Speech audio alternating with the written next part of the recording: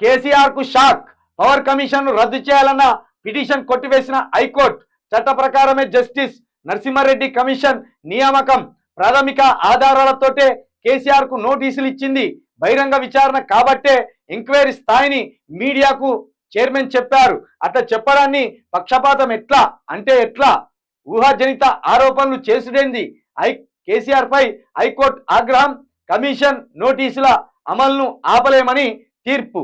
BRS chief మాజీ CM KCR కు హైకోర్టులో ఎదురుదెబ్బ తగిలింది. గత బీఆర్ఎస్ సర్కార్ హయాంలో జరిగిన విద్యుత్ కొనుగోలు ఒప్పందాలు, భద్రాద్రి యాదాద్రి థర్మల్ పవర్ ప్లాంట్ల నిర్మాణంలోని లోటుపాట్లపై విచారించేందుకు రాష్ట్ర ప్రభుత్వం ఏర్పాటు చేసిన justice L Narasimha Reddy judicial commission ను రద్దు చేయాలంటూ ఆయన వేసిన పిటిషన్ ను న్యాయస్థానం డిస్మిస్ చేసింది. విచారణకు స్వీకరించే ప్రాథమిక దశలోనే హైకోర్టు చీఫ్ జస్టిస్ అలోక్ అదారే, జస్టిస్ అనిల్ కుమార్ జూకంటితో కూడిన డివిజన్ బెంచ్ కొట్టివేస్తూ సోమవారం తీర్పు వెలువరించింది.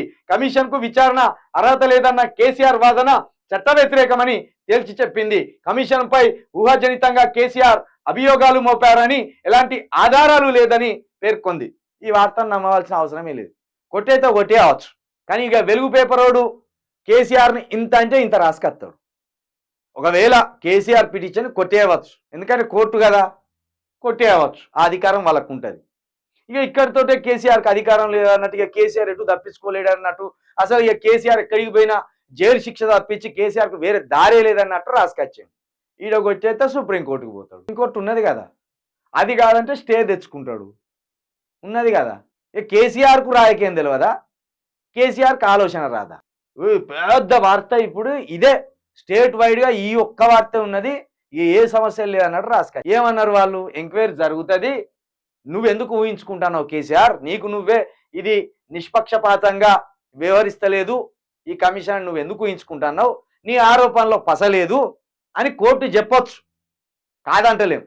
అంత మాత్రాన కేసీఆర్ దొంగ అయినట్టు, అంత మాత్రాన కేసీఆర్ అవినీతి చేసినట్టు, నిబంధనలకు విరుద్ధంగా ఆయన అన్ని పోకడలు పోయినట్టే కాదు. అది ఓన్లీ విచారణ దశలోనే ఉన్నది. విచారణ దశలోనే ఉండగానే జడ్జిమెంట్ వచ్చినంత అత్యుత్సాహం ప్రదర్శిస్తాను వెలుగు పేపరు.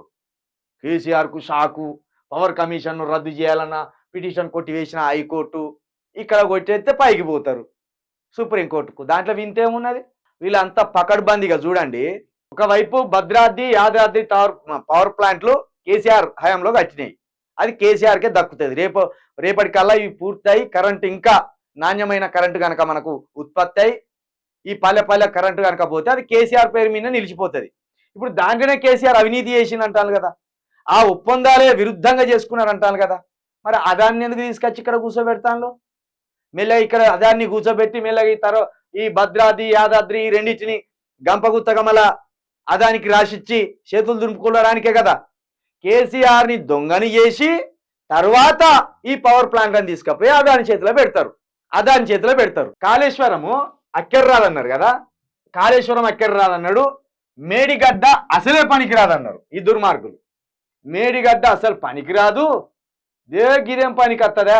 మేడిగడ్డ ఏం పనికి వస్తుంది? మేడిగడ్డ పనికి రాదు, అసలు కాళేశ్వరమే వృధా, ఇక దాన్ని ఉంచుడే వేస్ట్ అన్నారు కదా. ఆఖరికి నిన్న మేడిగడ్డ రిపేర్లు చేసి ఇక రేప మాప పంపింగ్ చేస్తామని నిన్న ఒక వార్త వచ్చింది. నిన్న మరి వృధా ఇక అక్కర్రాదన్నదాన్ని మళ్ళీ ఎందుకు రిపేర్లు చేసి అంటే ముందు కేసీఆర్ను బదనం చేయాలి.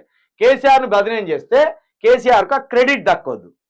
మీరు ఎన్ని చేసినా, ఎన్ని రకాల విశ్వ ప్రయత్నాలు, ఎన్ని రకాల అబద్ధాలు చెప్పినా కేసీఆర్కి వచ్చిన ప్రాజెక్టులు తెలంగాణకు అక్కడికి వచ్చేవే. కాకపోతే అందులో ఏమన్నా అవినీతి జరిగితే గది కాళేశ్వరం అక్కడికి వచ్చేదే, మేడిగడ్డ అక్కడికి వచ్చేదే, ప్రాణహిత అక్కడికి వచ్చేదే, సుందిల్లా అక్కడికి వచ్చేదే, అన్నీ అక్కడికి వచ్చేదే, కొండపోచమ్మ అక్కడికి వచ్చేదే, మల్లన్న సాగర్ అక్కడికి వచ్చేదే, అన్ని తెలంగాణ పంటలను తడిపినాయి అవి.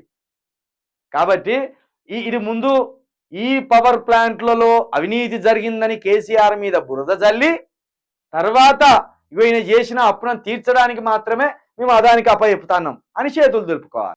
డైరెక్టు మనిషిని కొట్టి చంపకుండా పిచ్చోడనే ముద్ర వేసి కొట్టి చంపుతారు. అలాగే ఈ పవర్ ప్లాంట్లన్నీ అదానికి అప్పచెప్పే ముందు కేసీఆర్ అవినీతి చేసిందని, నియమ నిబంధనలకు విరుద్ధంగా ఒప్పందం చేసుకున్నాడని, నిందలేసి తర్వాత అదానీ లాంటి దోపిడీదారు చేతిలో పెట్టాలనేది వీళ్ళ ప్లాన్.